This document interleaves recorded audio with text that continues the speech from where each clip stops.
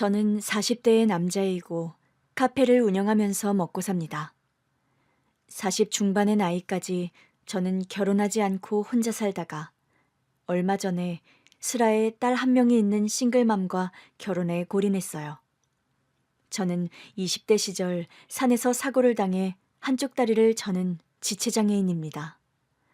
다리 한쪽이 불편한 몸이 되고 나서는 연애도 쉽지 않았고 그러다 보니 결혼은 꿈도 꿀 수 없는 처지였던 게 사실이죠. 그런 저에게 조건 없이 순수하게 다가온 현재의 아내입니다. 아내는 처음에 저희 카페의 단골 손님이었어요. 사장님 로스팅 솜씨랑 핸드드립 실력 때문에 다른 카페를 못 가겠네요. 좋게 봐주셔서 제가 감사하죠. 오늘도 원두 사러 오셨어요? 네, 원두도 주시고 커피도 한 잔 내려주세요. 오늘 커피는 서비스예요. 핸드드립 커피를 서비스로 주시면 뭐가 남는다고요? 두세요. 단골이라도 계산할 건 해야죠. 제가 드리고 싶어서 드리는 거예요. 그냥 두세요. 매번 이렇게 서비스를 주시면 제가 죄송해서 못 오는데. 사장님, 오늘 몇 시에 문 닫으세요? 왜요? 서비스를 넘치게 받았는데 오늘 제가 밥 한 끼 대접하고 싶어서요. 미정 씨가 밥 사주신다는데 일찍 닫아야죠. 지금 마감하고 나가죠 뭐. 네? 마감 시간 한참 남으셨잖아요. 어쩌다 하루는 이렇게 문 닫고 싶은 시간에 닫을 수 있는 자유. 그게 사장의 특권이에요. 아내는 근처 아파트 단지 내에서 동물병원을 운영하는 수의사였어요. 근처에 대형 프랜차이즈 커피숍도 많았는데 매번 저희 카페를 들러주는 고마운 단골이었죠. 제가 그런 고마움에 서비스를 주려 해도 손살에 치며 되려 미안해하는 흔치 않은 양심적인 고객이기도 했고요. 처음엔 그저 고마운 단골 손님이었는데 거의 매일이다시피 저희 카페를 아내가 들리다 보니까 누가 먼저랄 것 없이 서로 가까워졌습니다. 저는 남편과 사별하고 10년 넘게 혼자 딸아이 키우며 살고 있어요. 아, 그러시군요. 저번에 카페에 같이 온 여학생이 그럼. 네, 올해 중학교 들어갔고요. 저에겐 우리 딸이 제 삶의 전부예요. 그래도 삶의 전부인 딸아이가 있어서 좋으시겠어요. 전 여태 결혼 안 한 노총각이라 그런 소중한 존재가 있는 분들이 부럽더라고요. 지금이라도 결혼해서 만드시면 되죠. 보다시피 제가 다리 한쪽이 불편하다 보니까 연애나 결혼이 쉽지 않았어요. 여자들이 바보 같아서 그러죠. 뭐 남자 다리 하나 보고 연애하는 것도 아닌데. 그렇게 대놓고 말씀해 주시니까 뭔가 속이 시원한데요. 아닌 말로 뭐 다리 가지고 연애하나요? 제 말 틀린 말 아니잖아요. 아내는 평소에 교양 있고 품위 있는 스타일이었는데 함께 밥 먹는 자리에서 저에게 스스럼 없이 그런 말을 하더랍니다. 뭔가 제 자존감이 상하지 않도록 배려해서 되려 털털하게 말하는 거라는 걸 저는 알았죠. 그녀의 그런 배려가 저는 고마웠고 또 내숭 떨지 않고 말하는 그녀의 직설적인 화법이 매력적으로 다가왔습니다. 저와 아내는 반년 정도 연애 끝에 혼인신고를 했고 살림을 합쳤어요. 결혼식은 카페에서 조촐하게 직계가족들만 모여서 치렀고요. 저와 아내의 결혼 생활은 더없이 행복하고 좋았습니다. 왜 이제야 서로 만났을까 싶을 정도로 여러 면에서 찰떡궁합이었어요. 그런데 제가 아내와 결혼하고 가장 큰 고민이 하나 있었는데요. 그건 바로 아내의 딸 혜랑이었어요.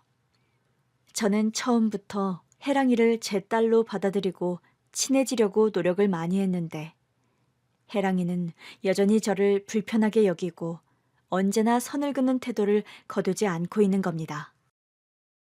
저기요, 엄마가 잠깐 방으로 와보시라는데요? 엄마가 나를 부른다고? 네. 아내와 결혼하고 살림을 합친 지 몇 개월이 지나도록 저를 아빠라고 부르지 않는 의붓딸 혜랑이었어요.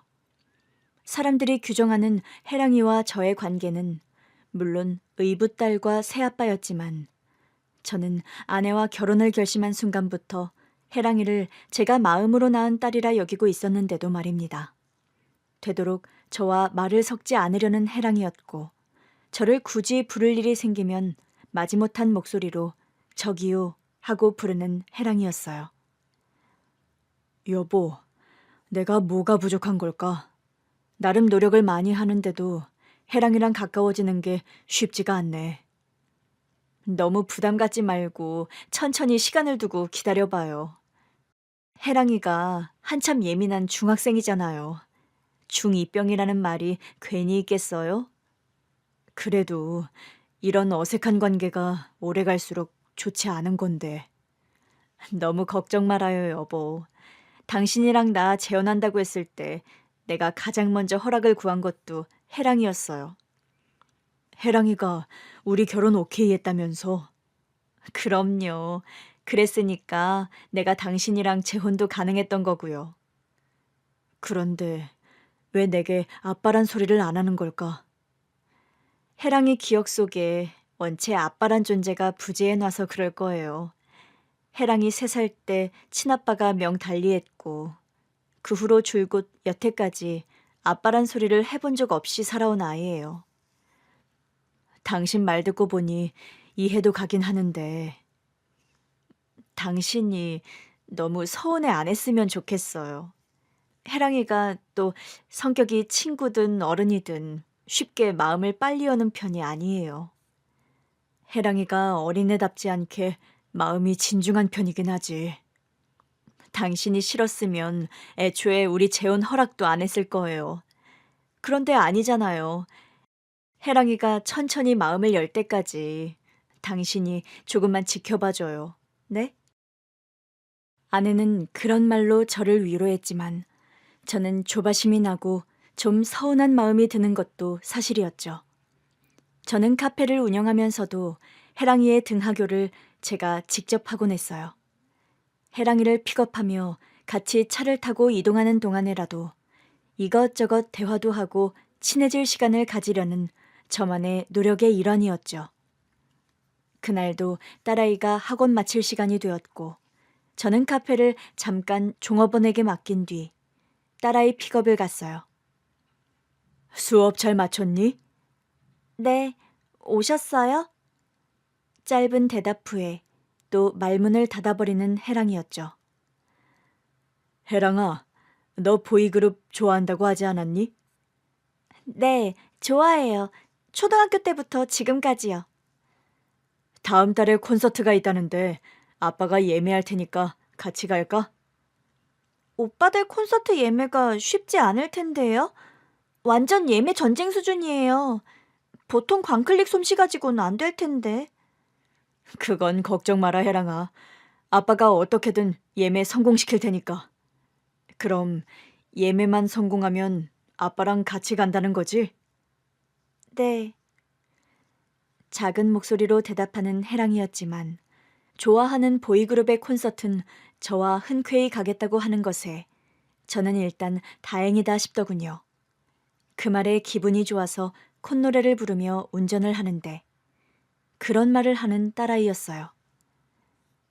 저기요. 뭐 나한테 할 말 있어? 일단 약속부터 해주실래요? 무슨 약속? 엄마한텐 비밀로 해주신다는 약속이요. 대체 무슨 일이길래 아내에게 비밀로 해달라는 것일까? 궁금증이 일었지만 저는 일단 그러겠다고 대답을 했습니다. 제 대답을 듣고도 한참이나 망설이다 그런 말을 하는 딸이었어요. 저기요, 아빠, 저랑 가볼 데가 있어요. 저는 순간 운전을 하다가 급브레이크를 밟을 정도로 깜짝 놀라고 말았죠. 저랑 가볼 데가 있어요란 말은 솔직히 귀에 제대로 들어오지도 않더군요. 아내와 해랑이와 한 집에 산 지 2계절이 훌쩍 지나가고 있었지만 저에게 한 번도 아빠란 소리를 하지 않았던 딸이 처음으로 저에게 아빠 소리를 했던 겁니다. 뭐라고 해랑아? 저는 반신반의하며 되묻고 말았어요. 내심 아빠란 소리를 다시 한번 듣고 싶은 마음도 있었고요. 아빠, 저랑 아빠랑 둘이서 가볼 데가 있다고요. 저에게 연이어 아빠 소리를 2번이나 하는 해랑이었어요. 저는 너무 기쁘고 감격해서 눈물이 다 나올 지경이었죠.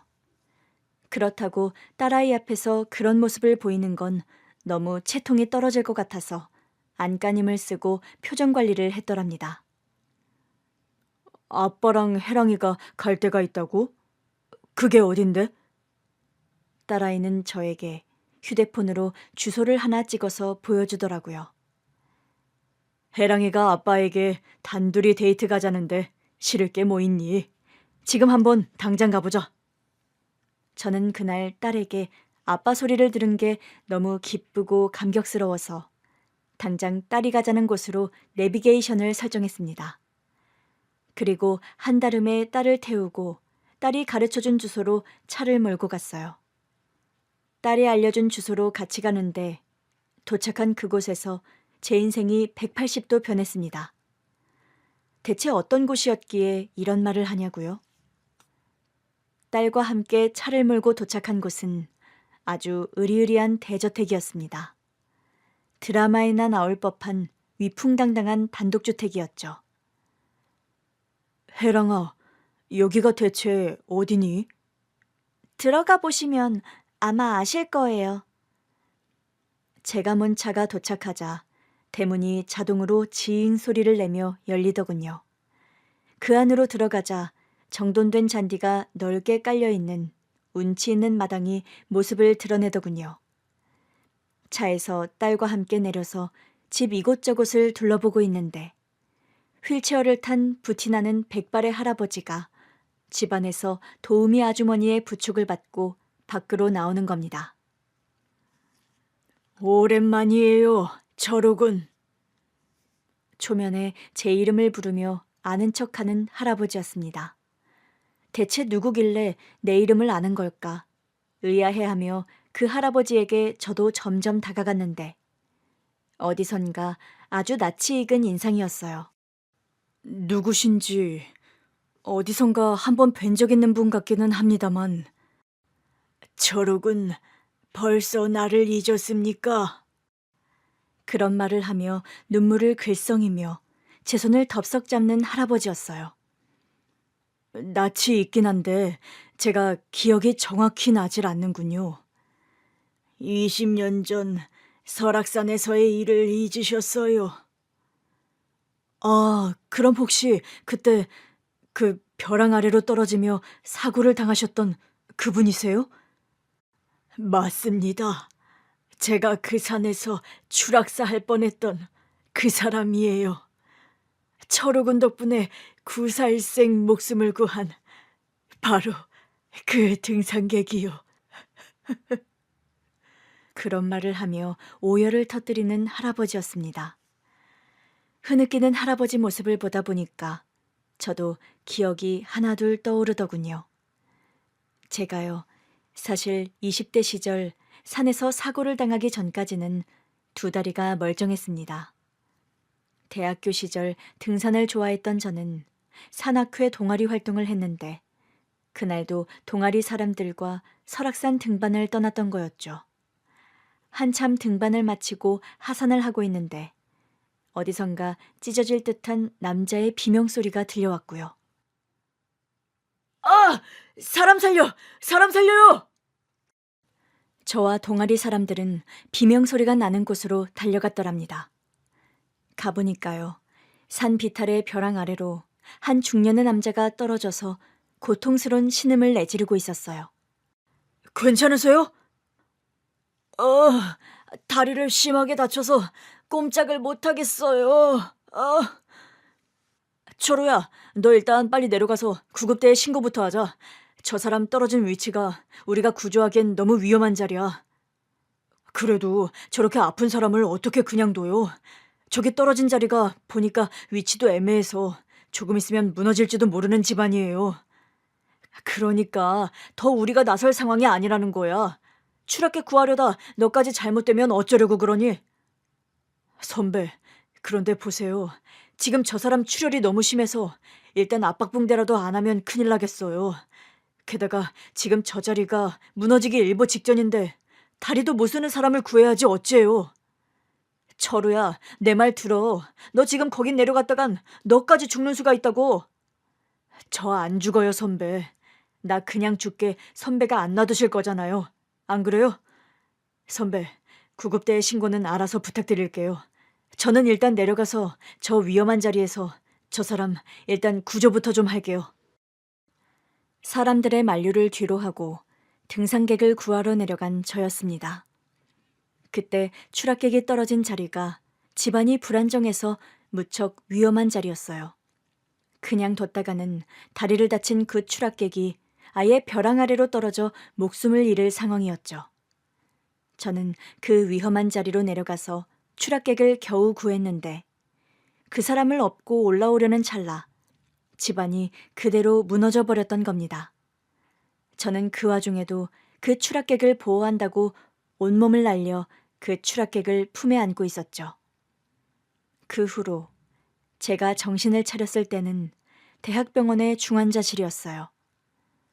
철우야, 정신이 들어? 선배, 여기가 어디예요? 그냥 있으라는 내 말을 그렇게 안 듣더니... 선배, 어떻게 된 거예요? 왼쪽 다리가 왜 이렇게 아픈 거죠? 아, 철우야, 너 그 추락객 구하려다 네가 다리 한쪽을 잃게 됐어. 네 덕분에 그 등산객은 목숨을 건졌는데 너 왼쪽 다리 평생 못 쓰게 된대. 청천벽력 같은 선배의 말을 듣고 저는 충격으로 아무 말을 못할 지경이었죠. 알고 보니 저는 왼쪽 다리를 심하게 다쳐서 대수술을 받고 회복 중인 상황이었던 겁니다. 통증이 너무 심해서 저는 더 대화를 이어가지도 못했어요. 희미해져가는 의식 속에서도 대성통곡하는 어머니의 울음소리가 귓가에 희미하게 들려오던 기억이 여전히 생생합니다. 아이고, 우리 멀쩡한 아들이 다리 한쪽을 못 쓰게 되다니. 이게 무슨 사달이야. 아이고. 애통하다 못해 찢어질 것 같은 어머니의 울음소리가 비몽사몽을 헤매던 상태에서도 제 가슴을 아프게 후벼파던 기억 또한 여전하고요. 저는 그 사고 이후 1년 가까이 수술과 재활을 반복했지만 영영 다리 한쪽을 저는 신세가 되고 말았던 겁니다. 그때 제가 입원한 병원으로 휠체어를 타고 찾아왔던 등산객, 지금 대면하고 있는 할아버지가 기억이 나더라고요. 죄송합니다. 저 때문에 멀쩡한 청년이 이 지경이 돼서 용서해 주세요. 아닙니다. 제가 선택한 일이었는거요. 그래도 저는 이제 앞으로 평생 그쪽에게 죄인입니다. 저는 덕분에 목숨을 구했는데 다리 한쪽을 못 쓰게 되어서 이 일을 대체 어찌해야 할지 모르겠어요. 뭐라고 말씀하셔도 이제 주워 담을 수 없는 노릇이에요. 솔직히 말씀드려서 그쪽 얼굴 보고 있는 거 몹시 불편합니다. 그러고 계시다고 해서 저희 아들에게 도움될 일 하나 없으니 그만 돌아가 주세요. 그렇게 내쫓김 당하듯 병실에서 나갔던 등산객이었죠. 20년의 세월이 지나 백발의 할아버지 모습으로 다시 제 눈앞에 나타난 그 옛날의 등산객이었던 겁니다. 그런데 저를 어떻게 알고 부르신 거예요? 우리 손녀 혜랑이가 새아빠라고 사진을 보여줬는데 20년 전 제 목숨을 구한 분이라는 걸 알게 됐습니다. 아빠, 저는 아빠가 우리 친할아버지 목숨 구해준 분이란 것도 모르고 아빠한테 그동안 틱틱거리기나 했어요. 죄송해요. 그런 말을 하며 울음을 터뜨리는 딸이었어요. 저는 어느 날 갑자기 딸아이가 저에게 마음을 열고 아빠라고 부른 이유를 미루어 짐작하게 됐더랍니다. 엄마랑 재혼은 하셨지만 여전히 아빠에게 마음을 열기는 힘들었어요. 엄마 행복을 위해서 재혼하라고 제가 말은 했지만 하늘 아래 아빠가 두 분일 수는 없는 거라는 생각이 들었거든요. 네 입장에서는 당연한 거다, 혜랑아. 그런데 제게 유일한 친할아버지를 살려주신 은인이 아빠라는 걸 몰랐더라고요.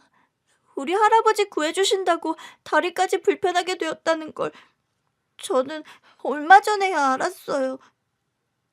그간 제가 철우군을 찾으려고 백방수수문을 하며 돌아다녔는데 대체 어디 계셨던 겁니까? 저를 찾으셨다고요? 그래요. 제가 철우군 찾으려고 얼마나 노력을 했는데요. 제가 알아봤을 때는 국내에 안 계시던데 어디 가셨다 이제야 돌아온 겁니까? 사실요. 제가 해외에서 10년 넘게 생활을 했습니다. 20여 년 전 산에서 사고를 당하고 다리 한쪽을 못 쓰게 된 뒤로 얼마 안 있어 한국을 떠났고 그 뒤로 10년 가까이 핀란드에서 생활을 했어요. 다리도 불편해진 마당에 왜 하필 해외로 나가 그리 오랫동안 생활을 했냐고요. 저 나름 그 당시 한국을 떠났던 데에는 나름의 이유가 있었습니다. 제가 사고를 당하던 즈음에 저에게는 3년 넘게 사귄 여자친구가 있었어요. 군대를 전역한 복학생이었던 저는 대학을 졸업하고 취업에 성공하는 대로 여자친구와 결혼을 하기로 약속한 상태였죠. 철우 씨, 이제 철우 씨 영영 한쪽 다리는 못 쓰게 된 거야? 의사가 그렇게 말하더라. 이제 병원에서 재활치료 받는 것도 그만하려고. 병원비도 한두 푼도 아니고 이제는 내가 처한 현실 그만 받아들이려고 해. 그건 현명한 생각 같다. 내가 봐도. 선이야. 그래서 말인데 안 그래도 너에게 하고 싶은 말이 있어. 무슨 말인데? 우리 결혼하기로 한 약속 그만 물렀으면 좋겠다. 갑자기 그게 뭔 소리야, 철우 씨? 너 알다시피 나 이제 한쪽 다리 못 쓰는 불구야. 그게 어떤 의미인지 몰라서 물어? 그게 뭐 어때서? 철우 씨 다리 한쪽 불편해진 거랑 우리 결혼이 무슨 상관인데? 내가 원래 입사 준비하려고 했던 직장은 지체장애인은 입사 요건에서 일단 탈락이야. 대한민국에서 밥 벌어먹고 살 수 있는 직장이 거기 한 군데야?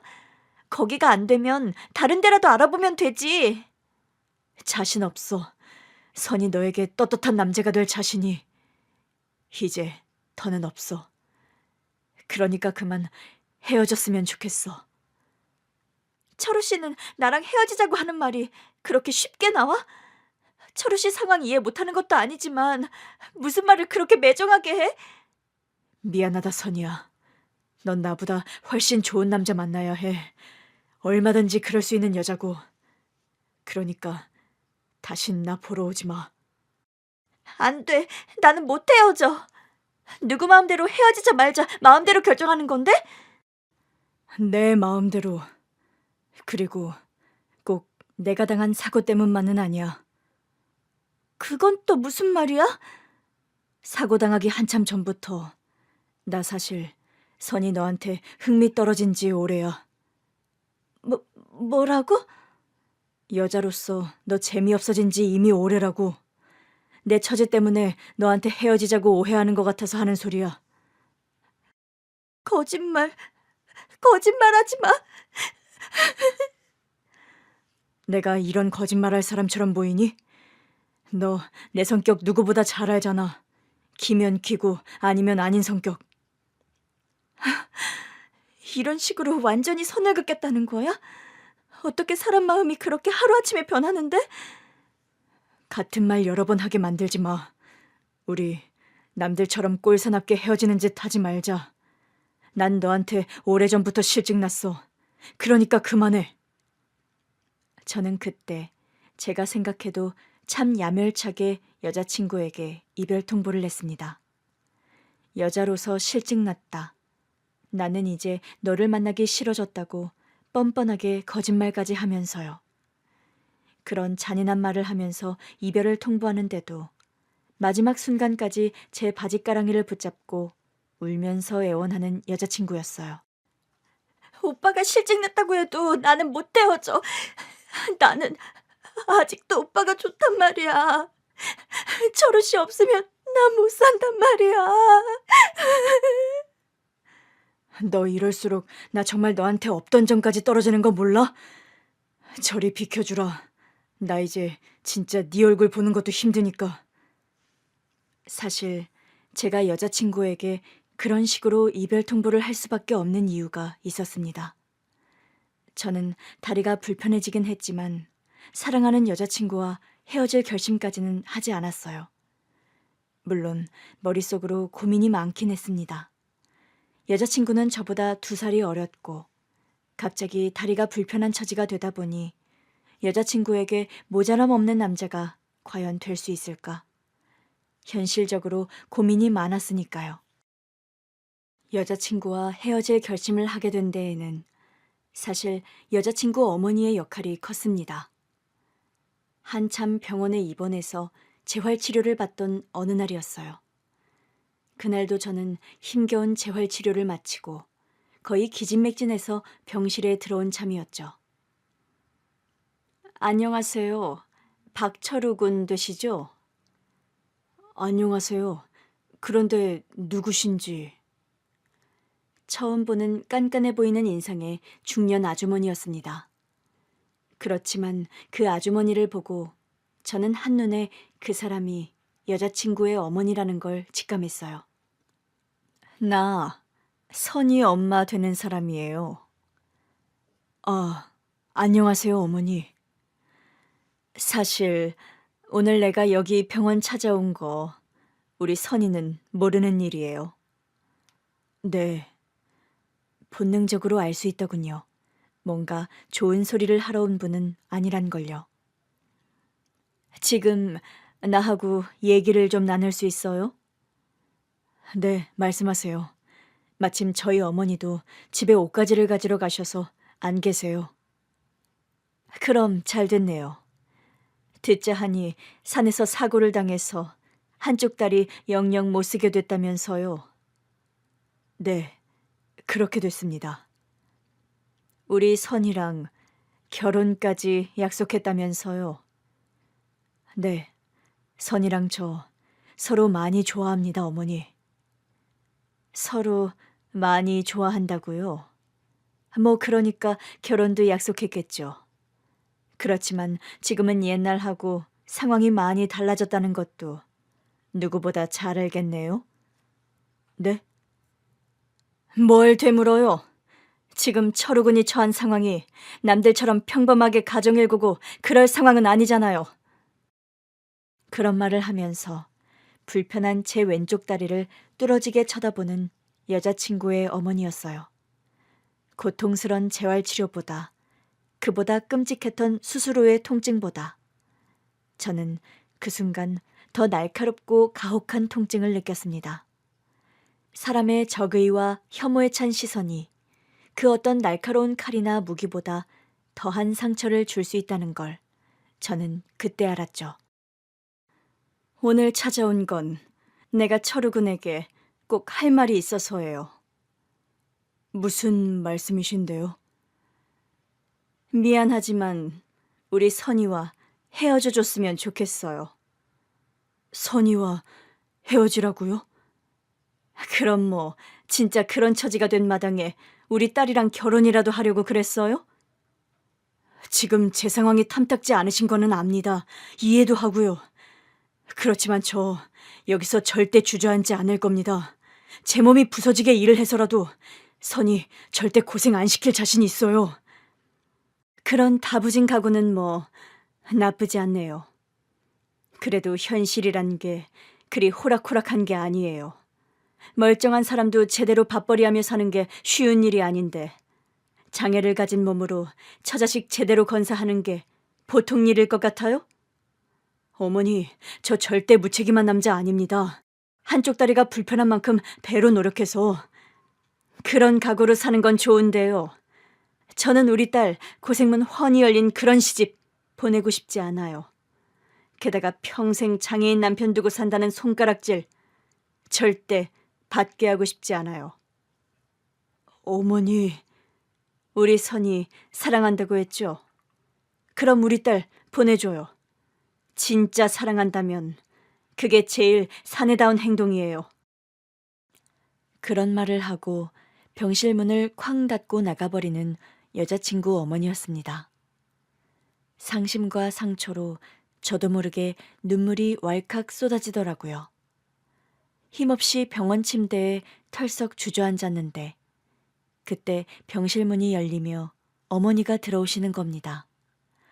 어머니의 무너진 표정을 보고 저와 여자친구 어머니의 모든 대화를 어머니께서 밖에서 다 들으셨다는 걸 알 수 있더군요. 어머니, 언제 오셨어요? 지금 그게 중요하니? 너 대체 왜 저런 여편네 막대 먹은 말을 그냥 듣고만 있었니? 그럼 뭐라고 하겠어요? 입나뒀다 어디다 쓰게. 그런 사고 당한 게 어디 네 잘못이야?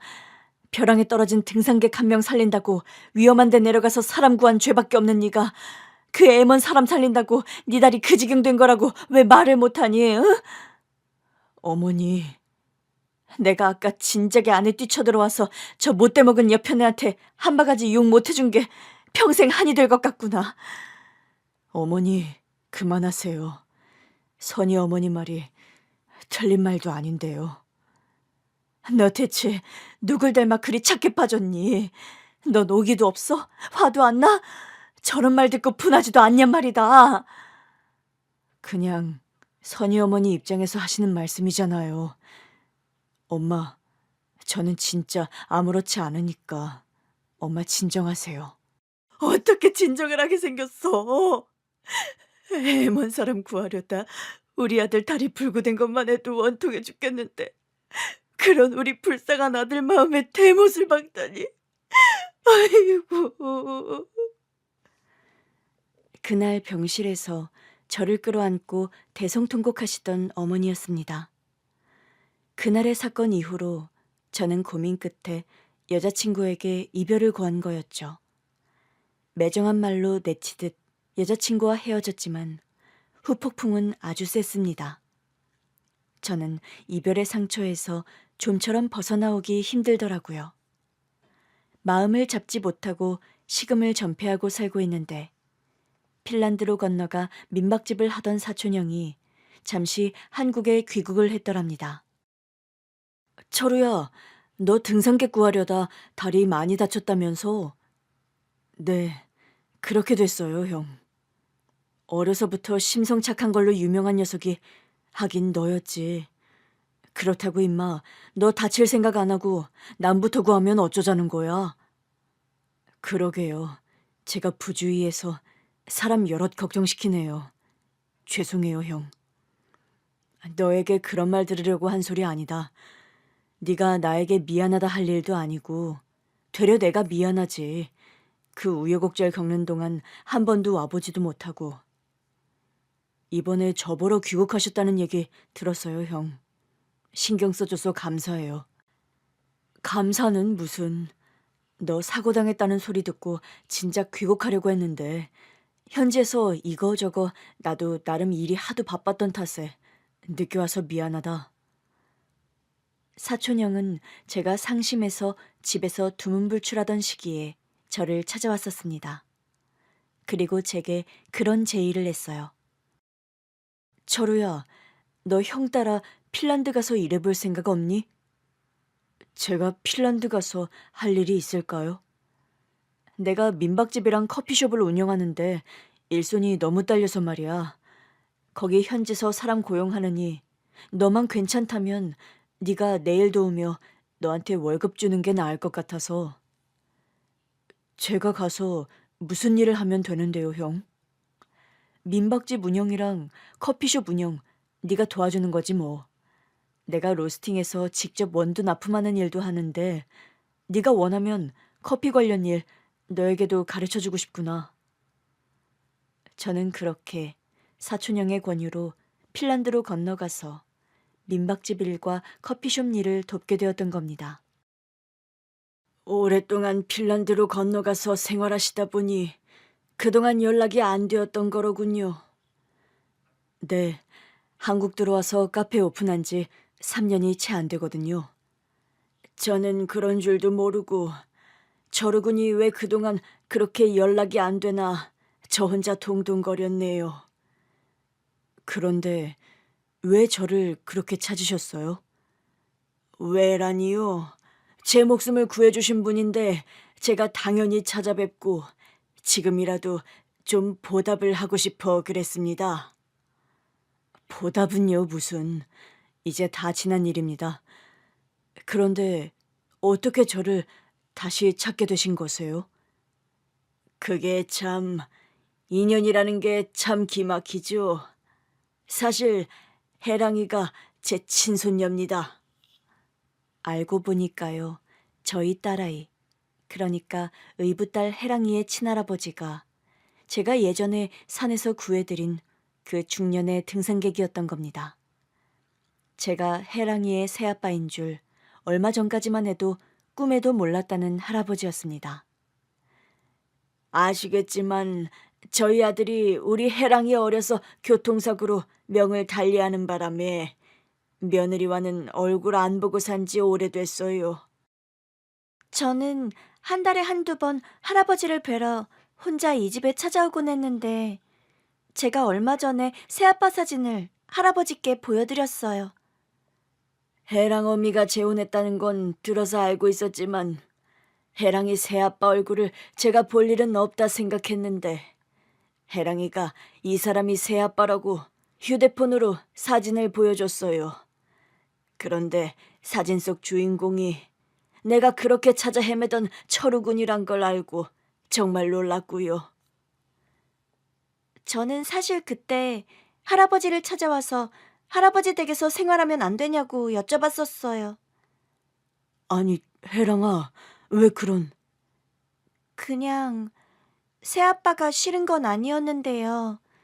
아시다시피 제가 처음부터 아빠 소리가 잘 나오지도 않았고 혼자 계신 할아버지가 적적해 보이셔서 할아버지 댁에 들어와 살면 어떨까 그런 말씀을 드렸던 거예요. 해랑아, 그런 얘기는 먼저 엄마에게 상의를 해야지. 안 그러니? 죄송해요. 걱정시켜드릴 생각은 없었어요. 나도 해랑이 너를 야단치려는 게 아니란다. 그래도 오늘 나를 아빠라고 불러주어서 정말 고마워, 해랑아. 저는 그런 말을 하면서 딸아이를 꼭 끌어안아 주었습니다. 아빠, 그동안 아빠라고 불러드리지 못해서 죄송했어요. 그런데 얼마 전에 아빠가 우리 할아버지 구해주신 생명의 은인이라는 거 알게 되고 저도 아빠한테 마음이 많이 열렸어요. 그건 이미 오래전의 일인걸. 그래도 아빠 아니셨음 지금 할아버지가 세상에 안 계실 거잖아요. 할아버지는 지금도 제게 하늘 같은 존재세요. 그런 분을 여태 세상에 계시게 해주신 게 아빠고요. 그런 말을 하면서 눈물을 글썽이는 해랑이었어요. 그날 그 운명 같은 재회를 뒤로 하고 저는 딸을 데리고 다시 집으로 돌아왔죠. 아니, 두 사람 어딜 갔다 이제야 들어와요? 뭐, 그럴 일이 좀 있었어. 아빠랑 저랑 비밀 데이트 좀 했어요, 엄마. 해랑아, 너 지금 방금 뭐라고 했니? 아빠랑 데이트하고 들어왔다고요.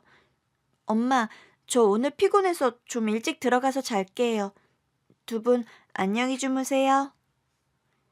방으로 들어가는 딸아이 뒷모습을 넋놓고 보면서 깜짝 놀란 표정을 짓는 아내였어요. 당신도 많이 놀랐지? 여보, 이게 갑자기 어떻게 된 일이에요? 하루 사이에 이런 기적이 다 벌어질 수 있죠? 저는 그날 밤 아내에게 그날 있었던 일을 털어놓았어요. 돌아오는 차 안에서 해랑이와도 다 합의가 된 일이었죠. 그럼 당신이 아버님을 만나고 왔단 말이에요? 처음에 혜랑이가 당신에게 말하지 말고 다녀올 때가 있다고 해서 난 어딘가 했어. 옛날에 산에서 아버님을 구해준 사람이 당신이었단 말이에요? 그런데 난 20년도 더 지난 일이라 당신 아버님 얼굴조차 잊고 있었어. 따로 말씀하지 않으셨다면 성함도 기억 못했을 거야. 남편이 명 달리하기 전에 아버님이 그 사고가 나던 날의 일을 저에게도 여러 번 말씀하셨어요. 당신에게도? 뭐라고? 멀쩡한 청년 한 사람이 자기를 구하려다 다리가 불편하게 됐다고요. 자기는 오래 살아서 반드시 그 청년에게 은혜를 갚고 죽어야 한다고요. 아내에게 듣고 보니까요. 그분, 그러니까 제가 구해드린 차근우 사장님이 지난 세월 사업 재기를 위해 고생을 많이 하셨다고 하더군요. 원래 산에서 사고를 당하던 즈음에 사장님은 사업이 망해 거의 파산한 상황이었다고 합니다. 절망적인 마음으로 매일 심기일전, 각오를 다잡는 기분으로 산에 오르던 시기였고 그때 사고를 당하신 거였죠. 아버님은 휠체어 신세를 지게 된 후에도 독한 의지로 다시 사업을 시작하셨어요. 좀 정정하던 시기엔 목발을 짚고 다니시면서 본인이 직접 영업을 뛰셨고요. 오기와 도끼로 겨우 사업에 다시 재기를 냈고 재산을 일군 차 사장님이었습니다. 그렇게 힘들게 다시 일군 사업을 전 남편이 물려받아 이어가던 와중에 남편이 불의의 사고로 그만 명을 달리한 거였어요. 먼저 하늘나라로 떠난 아들, 그러니까 아내의 전 남편 대신 홀로 사업을 끌어오다 얼마 전에 경영일선에서 은퇴한 차 사장님이라고 했습니다. 당신과 내가 만난 것도 인연이라고 생각했는데 당신과 아버님 얘기를 들으니 이게 정말 하늘이 내린 인연 같다는 생각마저 드네요. 그러게 말이야. 처음에 혜랑이가 가자는 대로 막상 차를 몰고 가서 도착은 했는데 웬 삐까뻔쩍한 단독주택인가 했어. 아버님께서 화장품 공장을 운영하셨는데 수출을 해외까지 크게 하셔서 돈을 엄청 많이 버셨어요. 차 사장님과 보통 인연이 아닌 것도 참 신기한 일인데 무엇보다 내가 감사하고 반가운 일이 뭔지 알아? 그게 뭔데요, 여보? 이 일을 계기로 혜랑이가 나에게 마음을 비로소 열기 시작했다는 거야. 오늘 차 안에서 처음으로 나에게 아빠 소리를 하더라, 혜랑이가. 그럼 아까 집에 와서 처음으로 당신에게 한 말이 아니었어요? 그건 당신 앞에서 처음 한 거고. 먼저는 학원 앞에 데리러 갔을 때 차 안에서 먼저 아빠 소리를 하더라고. 당신도 엄청 놀랐겠네요. 놀라다 뿐이야. 나 정말 감격해서 울 뻔했어. 혜랑이 앞에서 울 수는 없어서 겨우 참았고. 여보, 혜랑이에게 아빠 소리 들은 일이 그렇게 기뻐요? 기쁘다 뿐이야? 나 정말 혜랑이 없고 학교 운동장이라도 한 바퀴 돌고 싶었어. 기분 같아선. 고마워요, 여보. 우리 혜랑이 그렇게 생각해줘서. 내가 더 고맙지, 당신에게. 여러모로 부족한 나랑 결혼해준 것도 고맙고 혜랑이 같이 예쁜 딸 선물해준 것도 다 고맙지, 내가. 눈물이 글썽해서 저를 쳐다보는 아내를 저는 꼭 끌어안아 주었습니다. 다음 날 혜랑이 할아버지, 그러니까 차 사장님께서 전화가 와서 저와 아내는 차 사장님을 뵈러 갔습니다. 혜랑 어머 왔나? 철우군도 어서 들어와요. 아버님, 오랜만입니다. 건강은 좀 괜찮으세요? 늙은이가 아픈데 하나 없이 건강한 것도 비정상이지 뭐. 재혼한 새 남편이 철우군이라니 참 이런 인연이 다 있나 모르겠구나. 그러게요, 아버님. 저도 어제 이 사람에게 얘기 듣고 엄청 놀랐습니다. 네가 재혼했다 해서 당분간은 내가 너에게 연락 안 하는 게 도리라 생각해서 살다 보니 연락이 뜸했구나.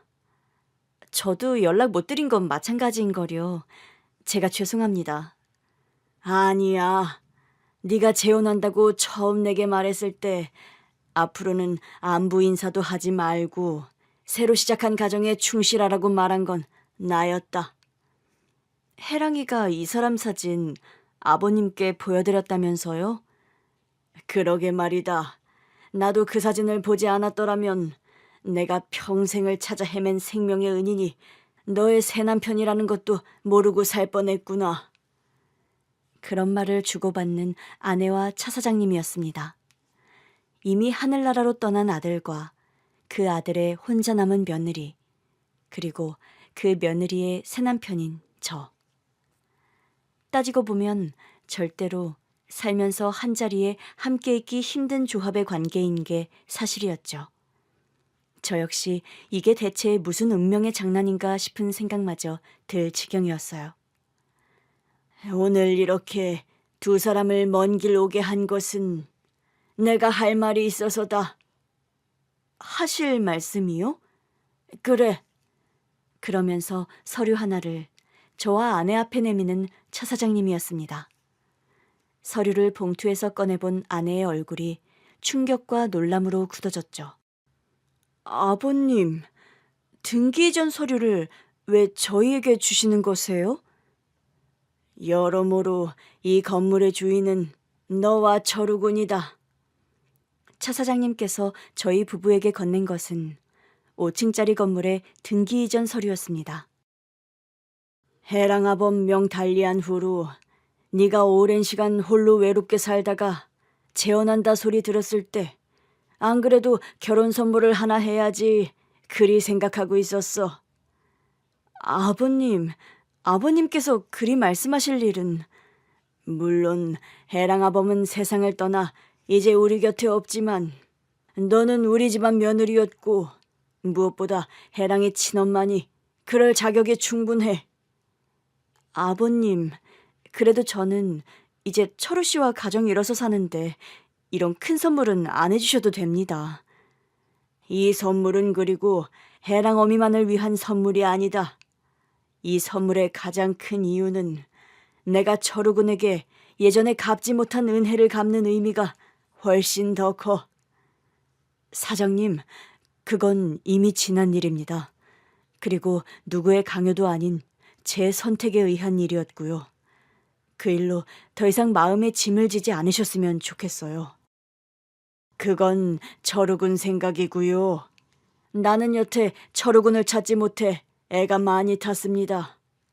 살아생전 철우군을 한번 보지도 못하고 내가 죽는 건 아닌가 그 생각에 밤잠을 설치던 날이 하루 이틀이 아니었소. 사장님, 저희가 이런 인연으로 다시 만난 것 자체가 무엇보다 제게는 큰 보답입니다. 사장님께서는 하나뿐인 아드님을 잃어버리셔서 상심이 누구보다 크셨겠지만 전 사랑하는 아내를 얻었고 딸 해랑이까지 얻었어요. 이보다 더 큰 보은이 저에게는 없습니다, 사장님. 아들을 잃어버린 슬픔이 무엇에 비하겠습니까? 그러나 인명은 제천이라는 말이 있듯 그런 일은 누가 원한다고 되는 일이 아니죠. 혼자 남은 우리 며느리의 새 짝이 철우군이라는 게 하늘의 운명이라는 생각이 들어요. 내가 주는 선물 마다하지 말고 받아요. 그리고 남은 인생 우리 해랑이와 해랑어미 잘 부탁합니다. 그런 말을 하면서 주름진 손으로 제 손을 덥석 잡는 차 사장님이었습니다. 글썽한 눈으로 제 눈을 똑바로 보시는데 그 눈빛이 수백 마디 말을 대신하고 있다는 걸 저는 알았죠. 더는 마다하지 않고 저와 아내는 차 사장님의 과분한 선물을 받았습니다. 차 사장님은 그 후에도 저에게 사업적인 지원을 아끼지 않았습니다. 듣자 하니 철우군이 카페 사업을 한다면서요? 네, 핀란드에서 사촌형 사업을 돕다 보니 이게 제 생업이 되었습니다. 지금 하는 카페가 장사가 잘 된다고 들었는데 사업 규모를 좀 키워볼 생각은 없어요. 규모를 더 키우면 좋겠지만 여러 부담을 떠안고 가는 일이라 신중해야 할 것 같아서요. 사업 자금이라면 걱정하지 말고 한번 추진해 봐요. 철우군을 믿고 내가 한번 투자해 보려고 하니까요. 사장님, 이미 저는 과분한 보답을 받았는데 또 그런 면에서 하시는 거면 걷어주세요. 이미 사장님 보답은 제가 차고도 넘치게 받았습니다. 보답 차원이 아니라 이번엔 제가 정말 투자 개념으로 하는 거예요. 철우군 카페에서 제가 몇 번 커피를 마셔봤는데 경쟁력이 있게 느껴져서 하는 말이에요. 차 사장님께서 말씀은 그렇게 하셨지만 그 이상의 배려가 숨어 있다는 걸 저는 당연히 알고 있었습니다. 그렇게 사장님의 든든한 지원으로 저는 카페 분점을 내게 되었고 얼마 전에는 5호점까지 낼 정도로 사업 규모가 커졌습니다. 제 로스팅 기술을 바탕으로 저희 가게만의 로스팅 비법이 담긴 원두를 해외로 수출하는 사업까지 벌이게 되었죠. 그 덕분에 예전보다 가게 매출이 수십 배나 늘게 되었고요. 사장님, 이번 분기 매출 실적표예요. 누구보다 사장님께 보여드리고 싶어서 가지고 왔습니다. 내가 투자한 투자처가 이렇게나 비약적인 신장을 이루다니 나 역시 뿌듯하네요. 역시 내가 사람 보는 눈이 있었어요. 저에 대한 고마운 마음으로 시작하신 일이라는 거 저 누구보다 잘 알고 있습니다. 감사합니다, 사장님. 감사는요, 무슨. 내가 여러모로 철우군, 아니 박 사장에게 고맙죠. 차 사장님은 저와 그렇게 기적적인 재회를 하고 5년 후에 소천을 하셨습니다. 저를 만났을 때 이미 대장암 투병을 하고 계신 상황이었습니다. 차 사장님이 암 투병 중이시라는 건 그 후에도 한참 후에야 알게 되었어요. 할아버지가 암투병 중이셨대요. 혜랑아, 너 그거 어디서 들었니? 할아버지 댁 가정부 아주머니한테요. 저번에 뵀을 때 얼굴빛이 안 좋아 보이셨는데 그럼 그게... 저랑 엄마랑 아빠 걱정시키기가 싫어서 일부러 비밀에 붙이셨대요. 그동안.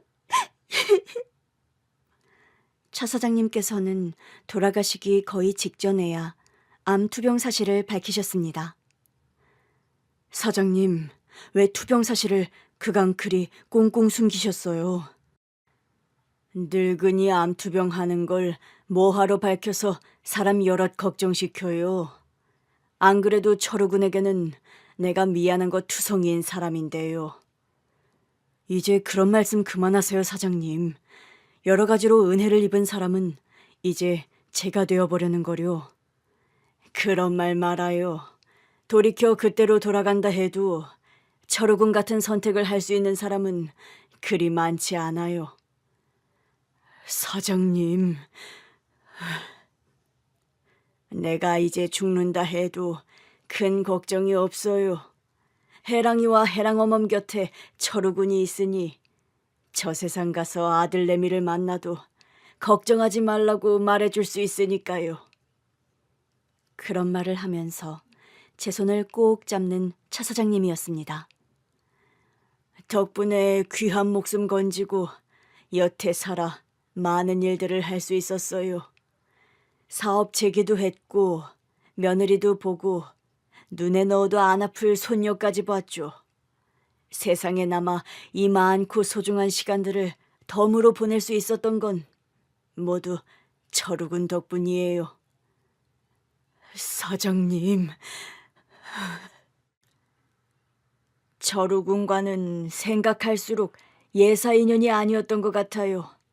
앞으로도 우리 해랑이와 해랑어멈 잘 지켜주길 바래요. 그 말을 끝으로 영영 눈을 감은 차 사장님이었습니다. 슬픔과 황망함 속에 장례식을 치른 게 엊그제 같은데 어느새 차 사장님이 소천하신 지 10주기가 지나갑니다. 그동안 우리 딸 해랑이는 어엿한 숙녀가 되었고 아주 당차고 능력 있는 CEO가 되었어요. 차 사장님께서 운영하시던 화장품 공장을 이어받아 사업을 꾸려가는 해랑이입니다. 저는 저대로 커피 사업을 여전히 잘 꾸려오고 있고 나름 기부 사업도 많이 펼치고 있어요. 저처럼 지체장애인들을 위한 복지시설에 정기적으로 후원을 하고 있죠. 해랑이 역시 회사 차원에서 좋은 사회사업을 많이 꾸려가고 있습니다. 여보, 해랑이가 당신 기부하는 장애인 복지관에 기부협약 맺었다네요? 이미 후원하고 있는 데도 많은데 또 협약을 맺었다고? 그러니까요. 아무리 매출 실적이 좋아도 그렇게 퍼주다가 남는 거 있냐니까 그냥 배시시 웃고만 해요? 부전여전이라더니 우리 해랑이가 점점 나를 닮아가나? 안 그래도 해랑이가 그러더라고요. 아빠 하시는 거 보고 자기도 느낀 바가 많아서 시작하게 된 기부사업이라고요. 저를 아빠라 부르지 않고 저기요라고 부르던 때의 해랑이가 엊그제 같은데 아내와 딸을 두고 이런 농담을 하는 지금이 어떤 면에서는 믿기지가 않을 때가 가끔 있어요. 세월은 유수처럼 빠르다더니 그런 말의 의미를 실감하는 요즈음입니다. 그래도 속절없이 변하는 세월 속에서 감사한 일들이 하나둘 더 늘어가니 다행한 일이죠. 하루하루 하는 일에 최선을 다하고 작은 일에도 감사한 마음을 잃지 않으며 살아가려고 합니다. 여러분 가정에도 늘 평안과 행복이 가득하시길 기원합니다. 긴 얘기는 여기서 이만 마칠까 합니다. 경청해 주셔서 정말 감사합니다.